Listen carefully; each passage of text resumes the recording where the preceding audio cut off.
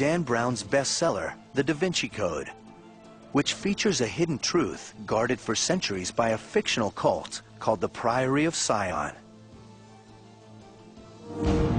But in his next book, The Solomon Key, Brown brings in an organization that is real: the Freemasons, a group that conspiracy theorists say has amassed great power and is willing to destroy anyone who would challenge them. They assert that the Calvi death is one example of how far they'll go to protect their members and their schemes.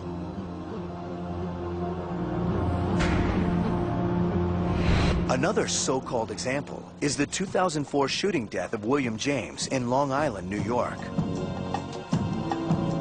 Reports claimed it was a Masonic rite. Before he was shot in the head, James was blindfolded, seated in a chair, and surrounded by tin cans. James had gone through most of the initiation process, and he had come to the point where there's a mock shooting in which a member of the club was going to pull out a gun, shoot blanks, and then some cans next to the initiate were to be knocked over by someone next to the cans. What happened tragically was that the person with the gun reached in his pocket, pulled out a loaded gun rather than the actual gun with the blanks in it. He shot and killed William James. The trigger man was Albert Ide, a fellow Freemason. The New York Masonic Lodge was quick to say that the event was not part of any Masonic ritual.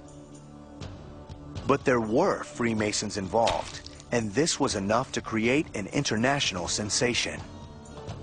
Ide pled guilty to second-degree manslaughter and was given probation. He was also expelled from the lodge. If you break the law and you're convicted, then you will either have your membership suspended or, more often than not, thrown out completely and not be able to get back in because of what we believe Freemasonry stands for. But if that's the case, then why are Freemasons associated with violent deaths? One reason may be that their initiation rites involve a Masonic legend that goes back 3,000 years. And at the center of the tale is a murder. The story is based on a biblical account found in the Book of Kings. King Solomon built the temple to God in Jerusalem. His top architect was Hiram Abiff, seen here in the costume beard. Legend says he was an ancient Freemason. Hiram Abiff knew the secret password of the Master Mason, but as the temple neared completion, he was confronted by 3 lesser stoneworkers who wanted to learn the secret password, a word that would grant them wisdom and power. Would you give me the secret word of a Master Mason? I cannot. Each one threatened Hiram Abiff with death unless he gave up the secret, but Hiram refused.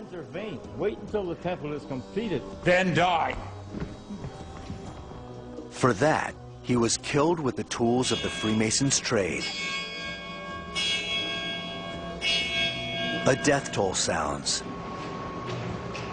and Hiram's body is removed from the stage.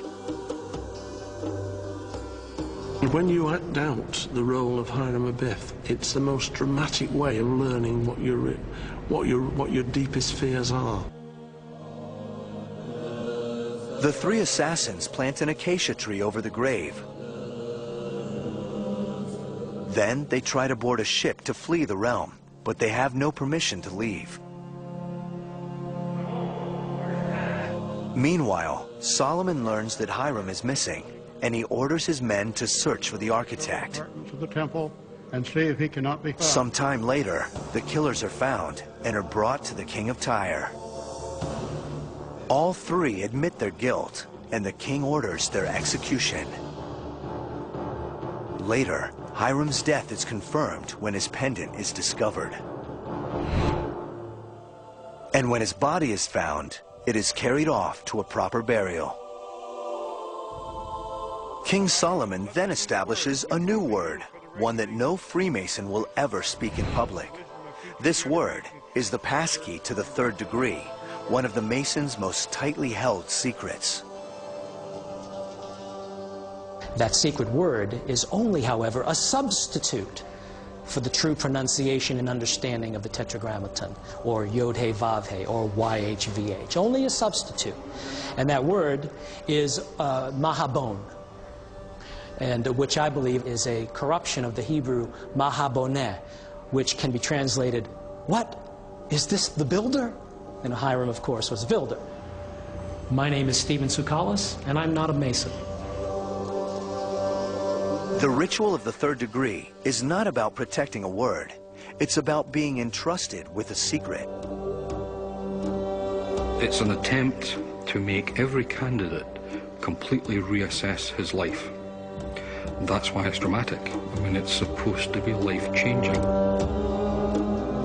But some see this ritual murder as a method of indoctrination into a sinister cult.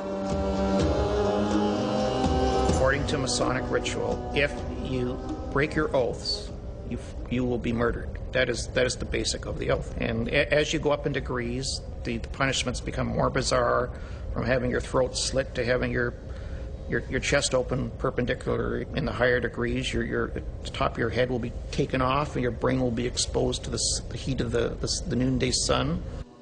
Naturally, the Masons regard all this as absurd.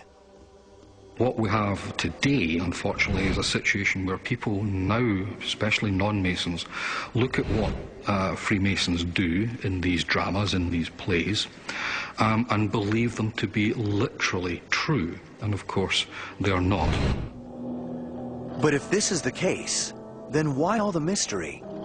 And why do some believe the Masons maintain their secrets with the threat of murder?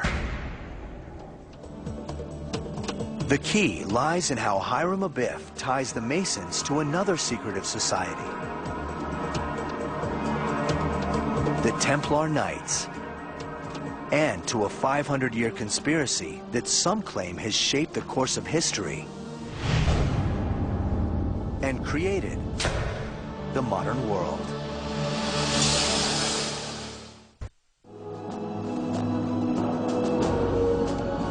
War, depression, revolutions, religious movements. On the surface, they seem to be random events, independent forces all vying for money and influence. But is there a hidden order beneath it all?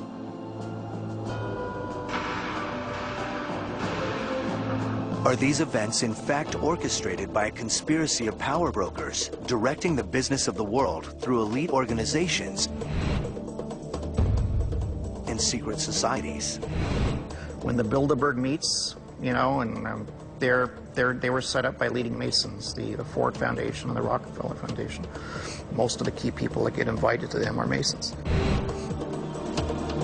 But can any one organization be so powerful, ruthless, and invisible that it charts the course of history and controls the lives of millions?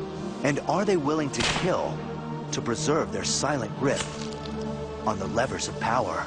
Freemasonry serves a very important role in conspiracy theories. It is undoubtedly the largest single organization which is secret, which people know about. It's international, it's found in every country. So it's a perfect vehicle to enable an international conspiracy to take effect. The story of Hiram Abiff suggests that the Masons go far back in history, to the designers of the Temple of Jerusalem. Some push it back even further, to the very founders of civilization. But how do these claims link the Freemasons of ancient times to the corridors of power today? Freemasonry has attracted the rich and the powerful and the influential, and certainly as it evolved out of its medieval guild roots, it evolved into an organization which did attract opinion formers, and it's undoubtedly, historically, a recruitment tool that you would be joining this group with esoteric secrets going back to Solomon. Solomon's Temple